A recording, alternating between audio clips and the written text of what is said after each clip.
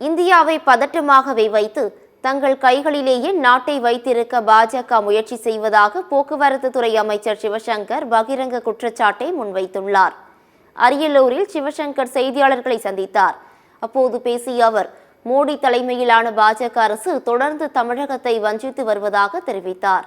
மேலும் மும்மொழி கொள்கையை அமல்படுத்தினால்தான் கல்விக்கான நிதி ஒதுக்கப்படும் என்று கூறுவது, ஜிஎஸ்டி வரியில் நமக்கான பங்கை தராமல் இருப்பது, 100 நாள் வேலைவாய்ப்பு திட்டத்திற்கான நிதியை நிறுத்தி வைத்திருப்பது என பல்வேறு விதங்களில் தமிழகத்தை மோடி தலைமையிலான பாஜக அரசு வஞ்சித்து வருகிறது என தெரிவித்தார்.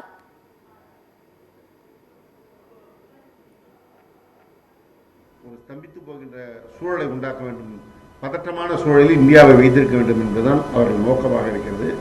ஏற்கனவே மத பிரிவினைவாதத்தின் மூலமாக இந்தியாவை பதற்றமாக வைத்து தங்கள் கையிலே வைத்துக் கொள்ளலாம் என்று முயற்சித்தவர்கள் தமிழில் பொறியியல் படிப்பதற்கான வாய்ப்பு தமிழகத்தில் ஏற்கனவே முத்தமிழறிஞர் கலைஞர் கொண்டு வந்திருக்கிறார். மருத்துவ கல்விக்கான தமிழ் படிப்பும் இருக்கிறது. எனவே இதை அமித்ஷா ஆய்வு செய்து பேச வேண்டும். ஒரு ஒன்றியத்தினுடைய மிக மிக சக்தி வாய்ந்த உள்துறை அமைச்சராக இருப்பவர் பொறுப்பற்ற தன்மையில் அண்ணாமலை போன்று பேசுவது என்பது கண்டிக்க